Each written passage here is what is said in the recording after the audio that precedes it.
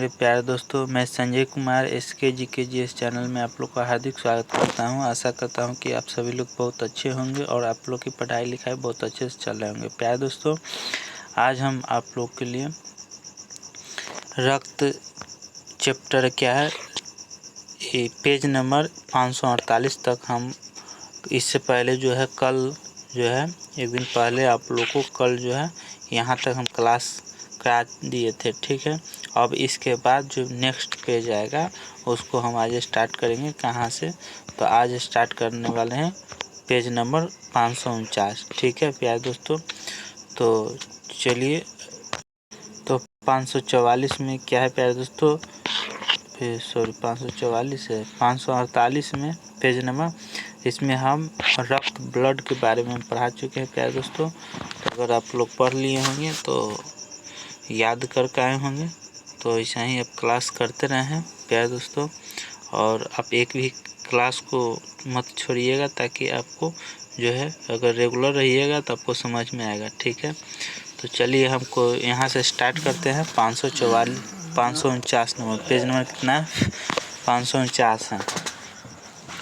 तो आप लोग रेडी रहिए और चलिए स्टार्ट करते हैं। क्या है प्यारे दोस्तों यहाँ से, तो रक्त क्या है? बिम्बाणु है। क्या है? बिम्बाणु। तो यहाँ जो है ब्लड प्लेटलेट्स, तो इसके बारे में हम पढ़ा रहे हैं। तो चलिए, रक्त जो है ब्लड प्लेटलेट्स अस्थि मज्जा में होता है, ठीक है। और यह केवल स्तनधारियों में पाया जाता है। इसका जीवन काल 3 से 5 दिन होता है। मतलब ब्लड प्लेटलेट्स का जो है जीवन काल 3 से 5 दिन का होता है। इसका आकार जो है अनियमित तथा केंद्र का अभाव होता है।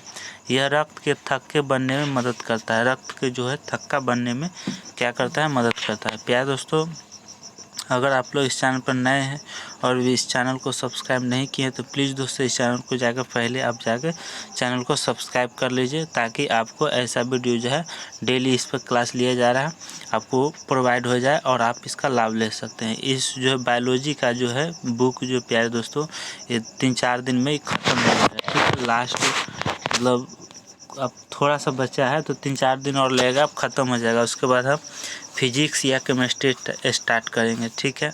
तो प्यारे दोस्तों आप बने रहें और ऐसा ही क्लास करते रहें रेगुलर।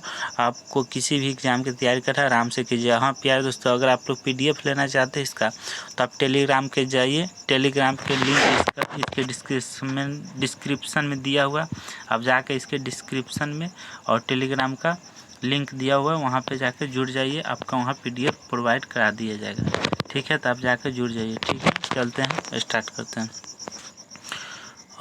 अगला क्वेश्चन क्या है प्यारे दोस्तों, कि श्वेत रक्त कणिका है। क्या है? श्वेत रक्त कणिका है।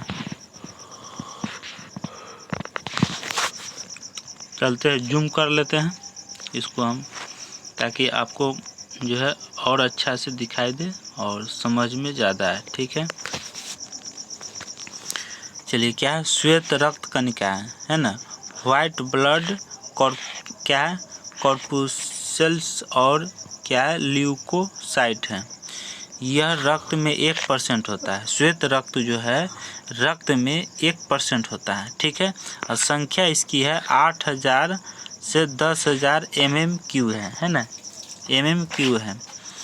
अनुपात में अगर पूछा जाए, अनुपात में तो WBC मतलब वाइट ब्लड सेल्स और RBC मतलब रेड ब्लड सेल अनुपात में पूछा जाए तो 1 अनुपात होता है, ठीक है। अगर रेड ब्लड सेल्स को कहा जाए तो इसमें होता है कितना? 600 अनुपात होता है, ठीक है। चलिए, क्या है? बैंडेड न्यूट्रोफिल। क्या है? क्या है? न्यूट्रोफिल।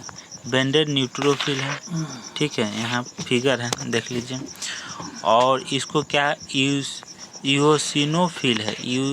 इओसिनोफिल है। इओसिनोफिल कहा जाता है। मोनोसाइट, इसको क्या कहा जाता है? मोनोसाइट कहा जाता है। और न्यूट्रोफिल क्या है प्यारे दोस्तों? अगला क्या है? न्यूट्रोफिल का फिगर है, देख लीजिए। न्यूट्रोफिल का फिगर है। ये क्या है? लाइम्फोसाइट। क्या है? लाइम्फोसाइट है। लाइम्फोसाइट का फिगर है, ठीक है। अगला क्वेश्चन, चलिए अगला है WBC मुख्य रूप से 5 प्रकार के होते हैं। कितने होते हैं? 5 प्रकार के होते हैं WBC। याद रखिएगा, 5 प्रकार हम बता दिए हैं। कौन कौन होता है यहाँ देख लीजिए। 5 प्रकार के होते हैं WBC, 5 प्रकार के होते हैं। कौन कौन है? तो बैंडेड न्यूट्रोफिल है ना, बैंडेड न्यूट्रोफिल, इसिनोफिल है, मोनोसाइट है और न्यूट्रोफिल है और लिम्फोसाइट है। 5 प्रकार के हैं, है ना।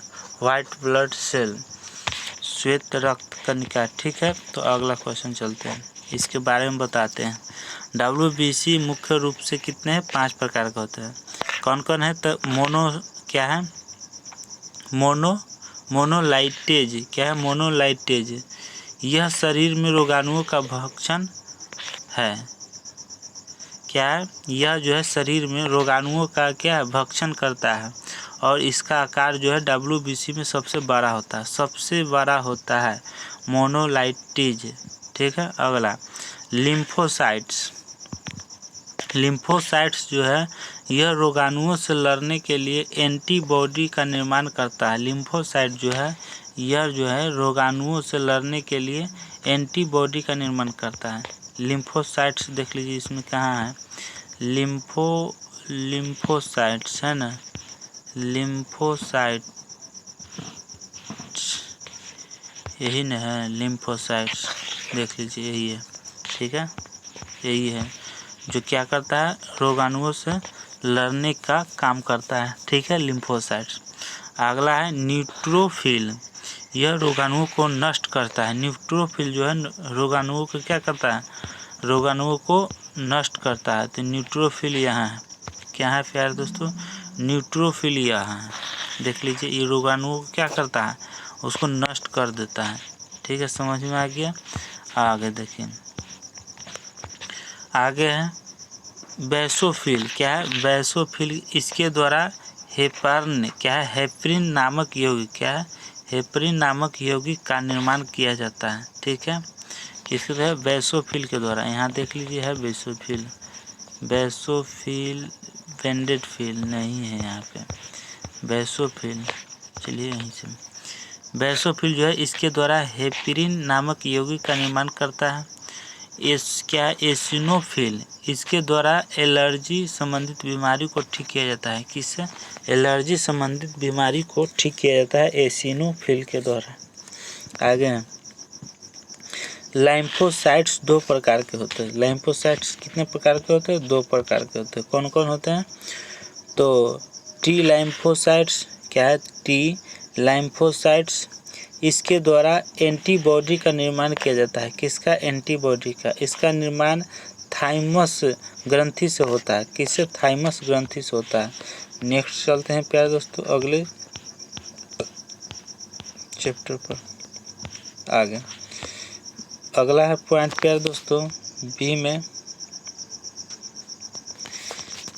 में है कि बी लैम्फोसाइट होता है ना। यह क्या है? चिकन के वर्षा में, है ना, चिकन के वर्षा में पाया जाता है, इसलिए इसे बी लिम्फोसाइट्स कहते हैं। इसकी खोज किसने किया था? तो फेब्रिशियस ने किया था। किसने? फेब्रिशियस ने किया था। ठीक है, नेक्स्ट चलिए क्या? लसिका। लसिका जो है यह एक रंगहीन तरल पदार्थ है। क्या है? रंगहीन तरल पदार्थ है। उत्तकों एवं रुधिर वाहिनियों के बीच पाया जाता है। कहाँ? उत्तकों एवं रुधिर वाहिनियों के बीच पाया जाता है। यह रक्त प्लाज्मा का ही भाग है। यह जो रक्त प्लाज्मा के ही भाग है जो रक्त कोशिकाओं की पतली दीवारों से विसरण द्वारा बाहर निकलने से बनता है। क्या है? यह जो रक्त प्लाज्मा का ही भाग है जो रक्त कोशिकाओं की पतली दीवारों से विसरण द्वारा बाहर निकलने से बनता है। लसिका ग्रंथि में निम्फोसाइट्स। क्या है? निम्फोसाइट्स का निर्माण होता है। किसका? निम्फोसाइट्स का निर्माण होता है। अगला है लसिका जीवाणु व अन्य बाहरी पदार्थ का भक्षण का शरीर की रक्षा करता है। नेक्स्ट क्वेश्चन, नेक्स्ट है कि यह पचित वसा का अवशोषण करके इसे काइनो माइक्रो बूंद के रूप में रक्त में पहुंचाता है। अगला है लसिका सदैव एक दिशा में बहता है। क्या है? बहत है, उत्तक से हृदय की ओर बहता है। ठीक है, नेक्स्ट है अगला है रुधिर व लसिका में अंतर। रुधिर और लसिका में क्या अंतर है प्यारे दोस्तों? तो रुधिर और लसिका, रुधिर में क्या है कि रुधिर सामान्य तरल संयोजी उत्तक है। क्या है? सामान्य तरल, रुधिर सामान्य तरल संयोजी उत्तक है। क्या है? तरल संयोजी उत्तक है। और लसिका में जो है लसिका छाना हुआ रुधिर है। क्या है? छाना हुआ रुधिर है। रुधिर मतलब रक्त होता है। ठीक है, यह गहरे लाल रंग का उत्तक होता है। रुधिर में जो है रक्त जो है गहरे लाल रंग का उत्तक होता है। और यह जो है लसिका जो है यह रंगहीन तरल उत्तक होता है। क्या होता है? रंगहीन तरल उत्तक होता है। आरबीसी उपस्थित होता है। आरबीसी उपस्थित होता है किस में? रुधिर में। लसिका में आरबीसी अनुपस्थित होता है। लसिका में आरबीसी अनुपस्थित होता है, वहाँ उपस्थित नहीं होता है। लेकिन वही रुधिर में पूछा जाए रक्त में तो आरबीसी उपस्थित होता है।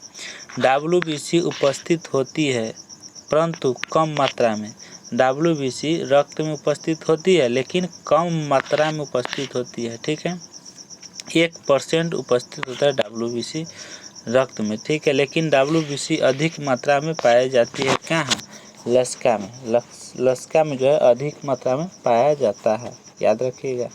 ठीक है, आगे चलिए। रक्त में है ना, रुधिर में प्रोटीन्स की मात्रा अधिक होती है। रक्त में जो है प्रोटीन्स की मात्रा अधिक होती है।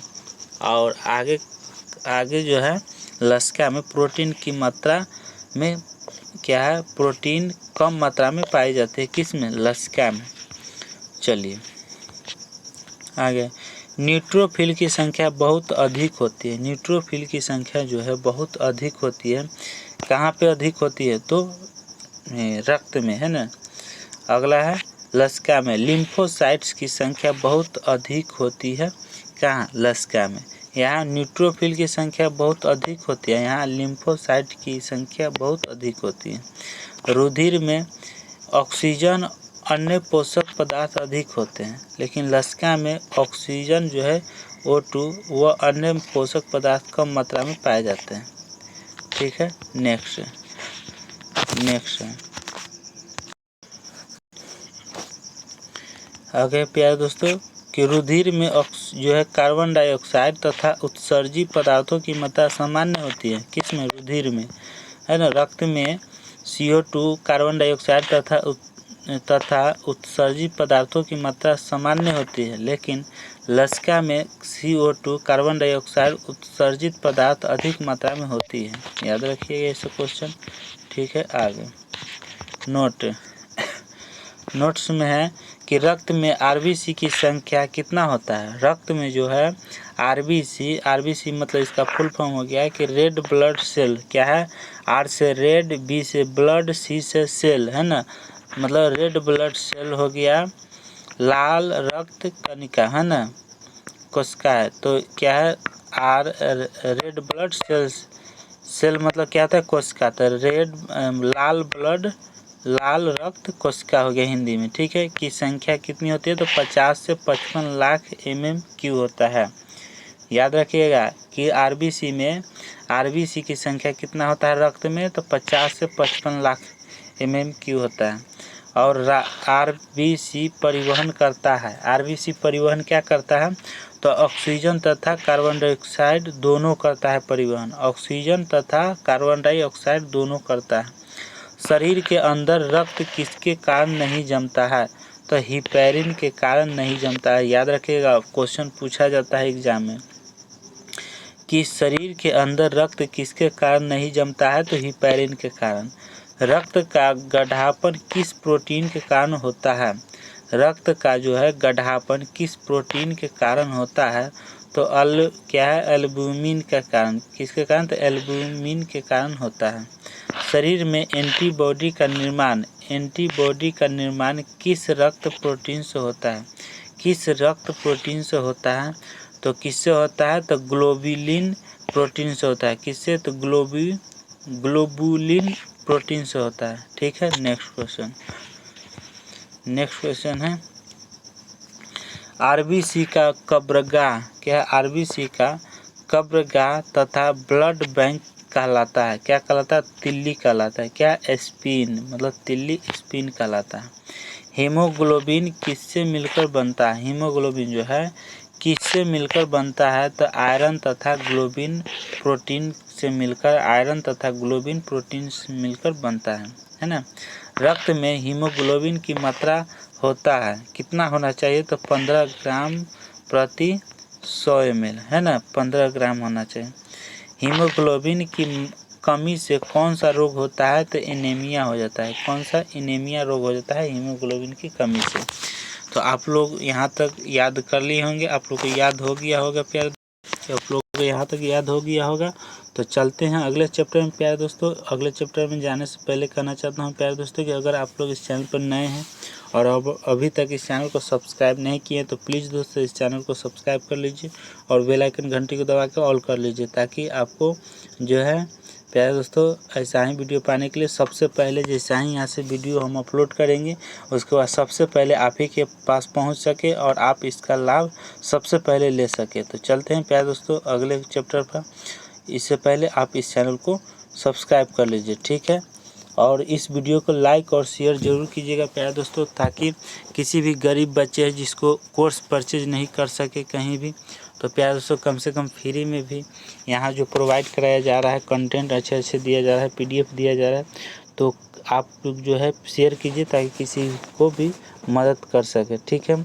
मदद मिल सकता है तो आप ही लोग के द्वारा मदद मिलेगा। हम तो यहाँ से बना के जो प्रोवाइड करा देते हैं, लेकिन आप लोग शेयर कीजिएगा तभी तो किसी को लाभ मिलेगा। आप लोग शेयर नहीं कीजिएगा तो नहीं मिलेगा लाभ। तो आप लोग शेयर कीजिए ताकि सभी लोग पढ़ सकें, है ना, और सभी लोग एग्ज़ाम दे सके और निकाल सके। तो चलते हैं प्यारे दोस्तों अगले चैप्टर पे। अगला चैप्टर क्या है? 110 नंबर चैप्टर। कितना? 550 हो गया। पेज नंबर कितना हो गया प्यारे दोस्तों? 550। आगे यहाँ तक याद रखिएगा। SK झा सर का बुक है ना, बायोलॉजी का है। चलिए, इसमें जूम करने वाला नहीं है सिस्टम, ठीक है। चलिए, क्या है प्यारे दोस्तों? श्वसन वर्णक किसे कहते हैं? श्वसन वर्णक किसे कहते हैं प्यारे दोस्तों? तो श्वसन वर्णक किसे कहते हैं? तो श्वसन वर्णक हो जाएगा हीमोग्लोबिन को कहते हैं। श्वसन वर्णक किसे कहते हैं? तो हीमोग्लोबिन को कहते हैं।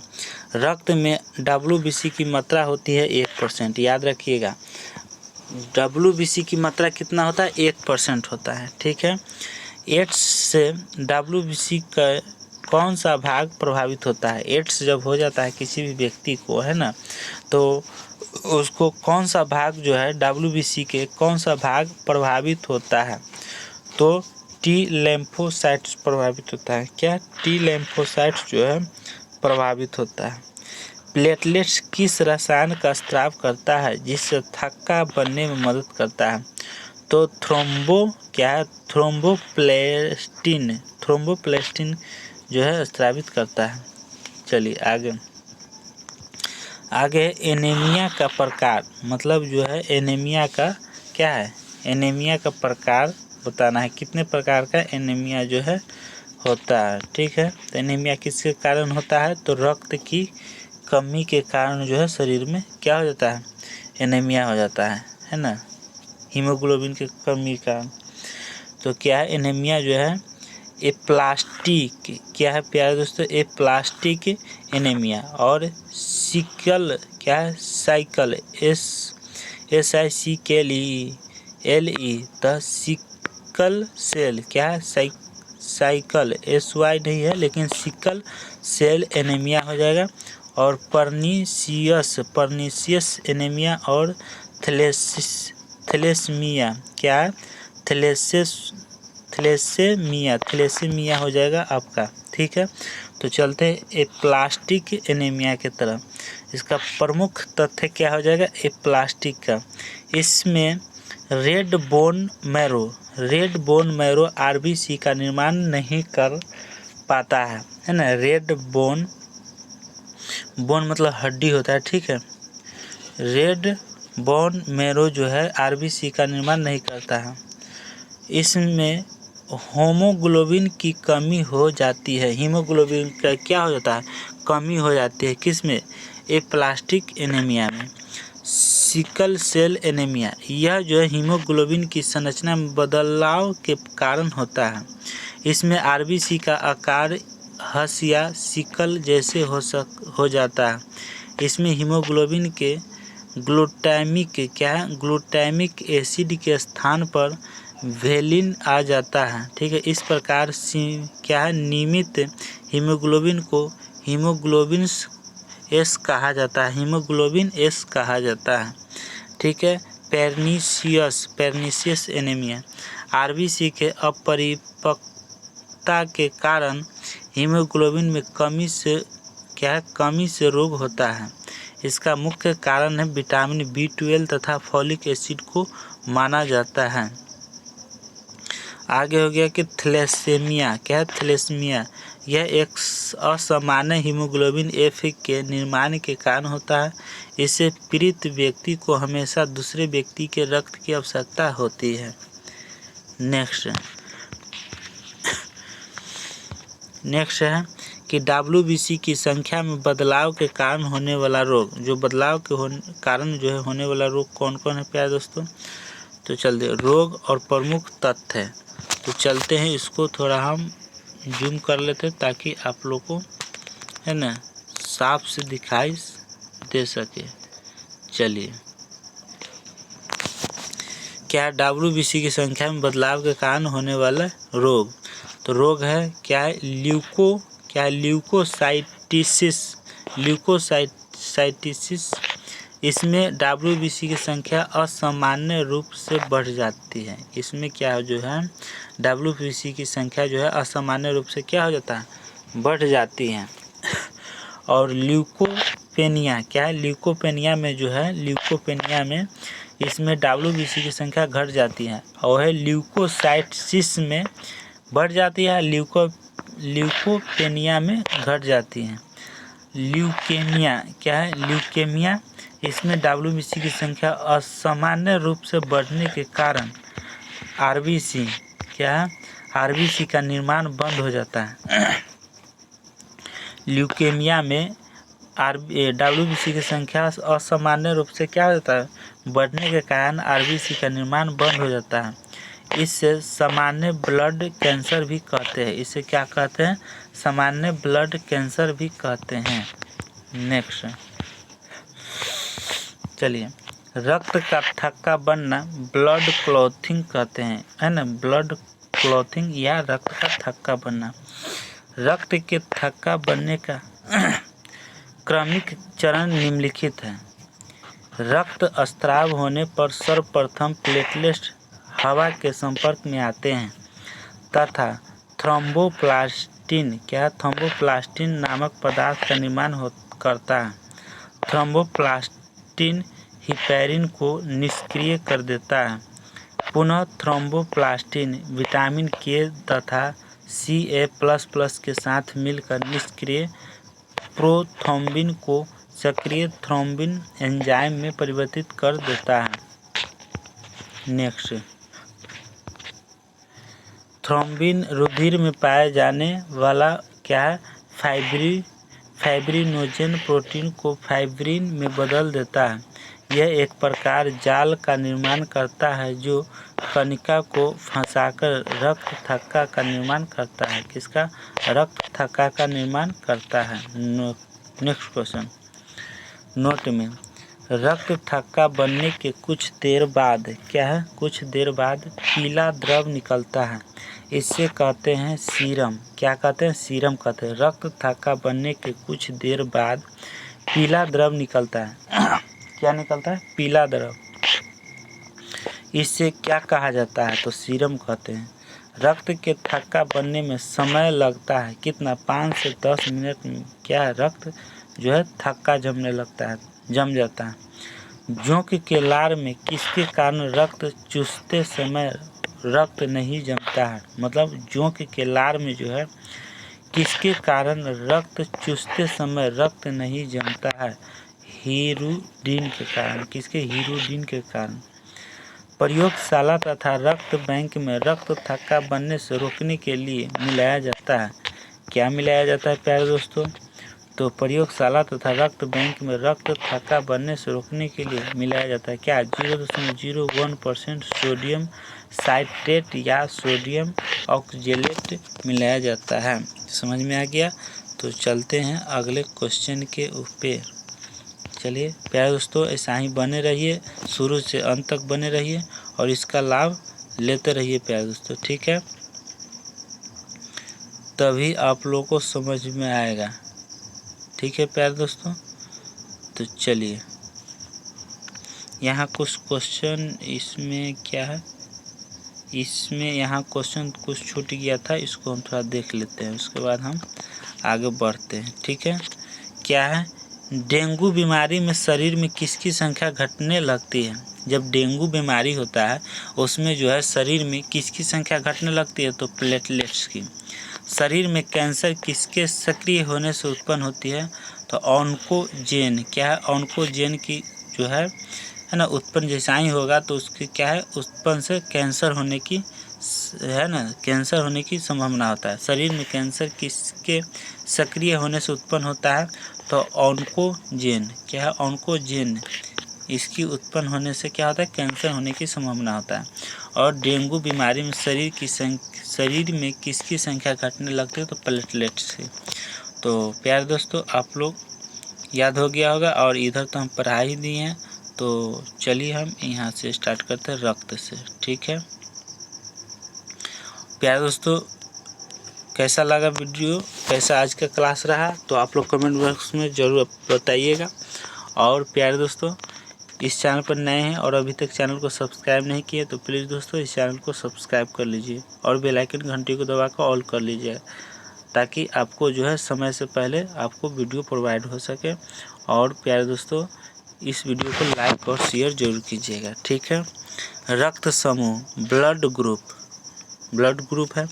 मनुष्य में ज़रूरत के हिसाब से एक व्यक्ति के रक्त को दूसरे व्यक्ति में चढ़ाने की आवश्यकता पड़ती है, जिससे हम क्या कहते हैं, रक्त उद्धान, ब्लड ट्रांसफ्यूजन कहा जाता है ना?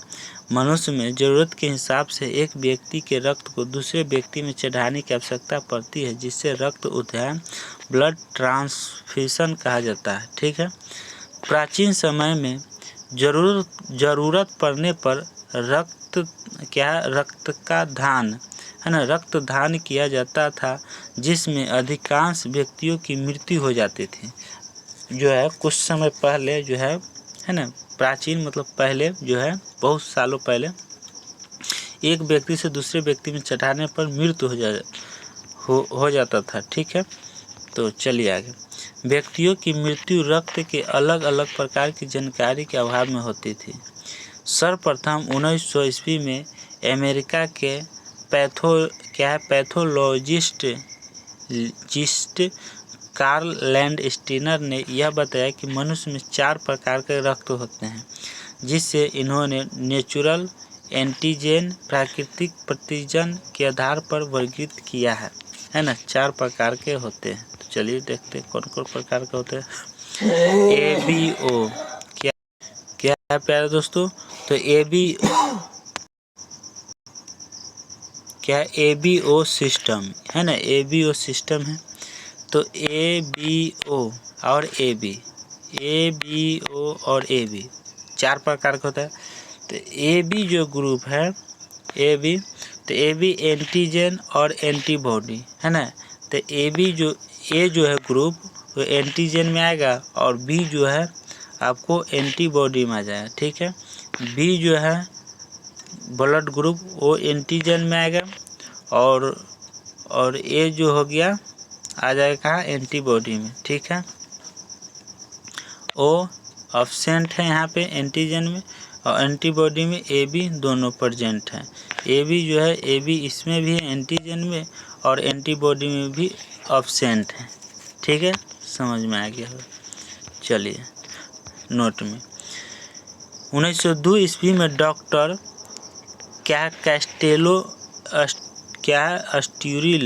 अस्टूरिल ने यह पता लगाया कि कुछ मनुष्य के आरबीसी में दोनों प्रकार के एंटीजन पाए जाते हैं, जिससे ब्लड ग्रुप AB कहा जाता है ना। क्या कहा जाता है? AB कहा जाता है। चलिए समझाते हैं। ब्लड ग्रुप है ना, ये क्या है? ब्लड ग्रुप है। और क्या रक्त ले सकता है? कौन कौन ले सकता है? रक्त दे सकता है तो कौन कौन दे सकता है ना? डोनर कर सकता है और एक्सेप्टर कर सकता है। तो चलिए देखते हैं। ए जो है ग्रुप ब्लड ग्रुप ए जो है रक्त ले सकता है, तो ए और ओ है ना, ए और ओ जो है ए ब्लड ग्रुप ले सकता है। और रक्त दे सकता है कौन? तो और ए और बी क्या है? दे सकता है ए को। ए और ए बी ये दोनों एक ब्लड ग्रुप को दे सकता है ना। और ले सकता है कौन? तो ए ओ।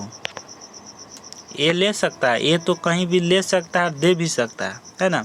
और ओ ले सकता है इसे, लेकिन ए बी नहीं लेगा, है ना। ए बी देगा, है ना। रक्त दे सकता है ए, तो लेगा और दे भी सकता है, दोनों काम कर सकता है। और वो क्या कर सकता है? केवल ले सकता है लेकिन दे नहीं सकता। और लेकिन ए बी क्या है? ए तो लेगा और देगा, लेकिन वो नहीं ले सकता लेकिन दे नहीं सकता, लेकिन ए बी दे सकता है। समझ में आ गया होगा? क्या समझे प्यारे दोस्तों? फिर से समझा देते हैं कि ब्लड ग्रुप ए जो है, इसमें याद रखिएगा कि ए और ओ ब्लड ग्रुप ए में ए और ओ ब्लड ग्रुप क्या कर सकता है? ले सकता है। ग्रुप जिसके पास में, जैसे मान लिया कि आप हैं, है ना, और आप है आपके भाई हैं, ठीक है। तो आपके भाई है, तो भाई के मान लीजिए कि आपके पास क्या है? ग्रुप ए है। क्या है? ग्रुप ए है।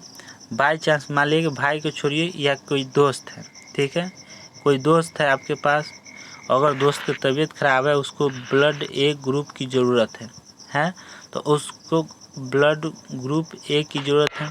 अब उसके पास क्या है प्यारे दोस्तों? आपके पास क्या है? ब्लड ए है ना। तो क्या करेगा? उसको पास क्या है प्यारे दोस्तों? वो जब जांच करेगा तो उसके पास क्या मिला? ब्लड। तो उसके पास ओ मिला। क्या मिला? ओ मिला। तो ओ उसके पास मिला, तो क्या ये ले सकता है आपसे? नहीं ले सकता है। कैसे नहीं ले सकता है? नहीं, ये रक्त जो है ले सकता है, जो ए ग्रुप है वो उससे ले सकता है ना। तो क्या है? देखिए, ए जो है आपका दोस्त, उससे आप ले सकते हैं, और वो भी ले सकते हैं उससे, लेकिन उसको हम जो है रक्त दे सकते हैं कौन? ए और ए बी। तो वो तो हम दे नहीं सकते हैं, नहीं ना दे सकते हैं। ए दे सकते हैं, ए ले सकते हैं, ए दे भी सकते हैं। वो नहीं, वो जो है हम ले सकते हैं लेकिन दे नहीं सकते हैं। तो उसको दोस्त को आप दीजिएगा? नहीं दीजिएगा। याद रखिए इतना ही बात। ये 2 पॉइंट आप याद रख लीजिए ए के संबंध से, ठीक है। चलते हैं बी में। बी में क्या है? किसी के पास बी है और बी ओ क्या है? ले सकता है। बी जिसके पास ग्रुप बी है ब्लड, वो बी और ओ दोनों ले सकता है।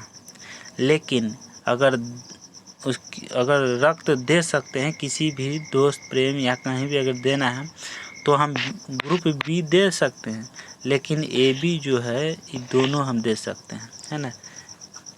रक्त अगर देना है तो जिसके पास बी है उसको भी देंगे, जिसके पास ए बी है ग्रुप उसको भी हम देंगे, ठीक है।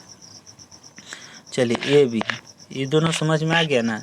और जिसके हम ले सकते हैं किससे? बी और ओ दोनों से ले सकते हैं। चलिए ए बी, जिसके पास में ए बी है ब्लड, वो ए से भी ले सकते हैं और बी से भी, ओ से भी, ए बी, चारों से हम ले सकते हैं, ठीक है प्यारे दोस्तों। ए बी जो है ब्लड वो बहुत अच्छा होता है, ठीक है। ए से भी ले सकते हैं, बी से भी ले सकते हैं, और जिसके पास में ओ ब्लड है उसको भी से ले सकते हैं हम ब्लड, और ए बी से भी ले सकते हैं, चारों से हम ले सकते हैं। तो ए बी तो ले सकता है, तो बहुत अच्छा है। लेकिन अगर देना होगा तो हम चारों में से 3 को छांट सकते हैं। 3 को हम बिल्कुल नहीं देंगे, ठीक है। किसको देंगे? केवल हम AB को देंगे। देना है अगर हम किसी को, प्रोवाइड अगर कराना है हमको ब्लड, किसी को अगर है ना तबीयत ख़राब है, उसके पास में AB है ब्लड, तो हम AB केवल देंगे। कोई आएगा चाहेगा कि हम A दे दे, नहीं, B दे दे, नहीं, O दे दे, नहीं, केवल AB चाहिए। तो AB को अगर देना है, अगर किसी को लेना है, हमको पास में AB है मान लिए, तो क्या उसको देंगे? बहुत मुश्किल होता है AB को ढूंढने में, ठीक है। AB बहुत कम मिलता है, किसी किसी के पास में ब्लड ग्रुप AB होता है, तो इसको ढूंढने में बहुत मुश्किल होता है। इसलिए लेने के लिए तो ले सकते हैं सबसे, अगर हमको ज़रूरी पड़ेगा तो कोई भी आकर दे सकता है, बहुत ईजी है, आसान है।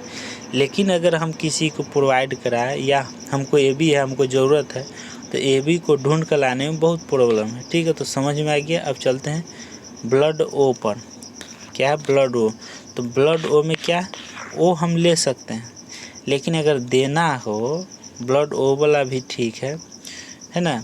O हम ले सकते हैं, ब्लड O में हम OA केवल लेंगे और किसी ले नहीं सकते हैं। लेकिन देना होगा तो किसी को ब्लड A है उसको भी देंगे, ब्लड B है उसको भी देंगे, ब्लड AB है तो उसको भी देंगे, और O है उसको भी देंगे। सभी को हम दे सकते हैं, लेकिन अगर लेना होगा तो OA केवल लेंगे। समझ में आ गया? समझ में आ गया ना। चलिए नेक्स्ट क्वेश्चन पे चलते हैं, आगे चल रहे हैं। और कितना क्वेश्चन है, उसके बाद ऑब्जेक्टिव है। तो चलिए सब्जेक्टिव और क्वेश्चन लास्ट हम करा देते हैं, ठीक है। उसके बाद ऑब्जेक्टिव बचेगा तो कल हम करा देंगे, ठीक है। चलिए, क्या है? माता पिता के रक्त समूह के आधार पर बच्चों में संभावित रक्त समूह, माता पिता का रक्त बच्चों में संभावित रक्त बच्चों में असंभावित होता है। क्या होता है प्यारे दोस्तों? क्या है प्यारे दोस्तों कि माता पिता के रक्त समूह के आधार पर बच्चों में संभावित रक्त समूह, माता पिता का रक्त बच्चों में संभावित रक्त बच्चों में असंभावित होता है, ठीक है। नेक्स्ट, माता पिता का रक्त समूह और बच्चों में संभावित रक्त समूह और बच्चों में असंभावित रक्त समूह। तो क्या है? माता पिता का, माता में O गुना O है ना, माता पिता का रक्त समूह। तो मान लिया कि माता का क्या है? रक्त O है और पिता का भी O है, तो बच्चों में संभावित रक्त क्या होगा? O ही आएगा। क्या आएगा? O ही आएगा। माता का रक्त O है ना, और पिता का भी O है, तो बच्चा का क्या आ जाएगा? O आ जाएगा। समझ में आ गया। अगर माता का, अगर इसी के आगे देखेंगे प्यारे दोस्तों कि बच्चों में असंभावित रक्त समूह, असंभावित है ना, संभव नहीं हो सकता है, असंभावित है, तो A B A B, ये असंभावित है। A और A B A B तीनों असंभावित रक्त है, ठीक है, ये नहीं हो सकता। माता पिता में अगर माता का है O और पिता का है A रक्त, तो दोनों का अगर O और A है तो बच्चों में OA हो सकता है ना, संभावित है। O हो जाएगा ना तो A हो जाएगा, जो है ब्लड ग्रुप O या A आ जाएगा, ठीक है, बच्चे में। और बच्चों में असंभावित रक्त B और AB नहीं होगा, ठीक है, ये नहीं होगा। समझ में आ रहा है। तीसरा में चलिए, अगर माता में O है और पिता में B है ब्लड ग्रुप, तो बच्चा में O या B आ जाएगा, ठीक है, O या B जरूर होगा, ठीक है। और AB जो है A और AB ये नहीं होगा, ठीक है, बच्चे में असंभावित रक्त समूह है। अगला पॉइंट है O गुना AB, मतलब माता में O ब्लड है और पिता में AB है, तो दोनों O और AB है, तो बच्चे में क्या संभावित होगा? AB है ना, A भी ब्लड ग्रुप होगा और B, A हो या B दोनों में से कोई बच्चा में आ जाएगा, ठीक है। और असंभावित में O और AB ये नहीं हो सकता, ठीक है। नेक्स्ट, यहाँ तक हो गया है। आगे चलिए, A गुना A, अगर माता में A है पिता में A है ब्लड, तो बच्चा में क्या होगा? A या O होगा, A या O होगा, याद रखिएगा, A या O होगा। और पिता में B या AB नहीं हो सकता है ना, पिता नहीं, असंभावित रक्त ब्लड ग्रुप है, ठीक है। माता ए पिता बी, तो क्या हो जाएगा, ए और बी ओ ए बी चारों हो जाएगा, है ना। चारों रक्त जो है प्रभावित हो सकता है, या तो ए या तो बी ओ ए बी चारों हो सकता है, चारों में से कोई। इसमें कोई नहीं, इसमें कोई संभावित नहीं होगा।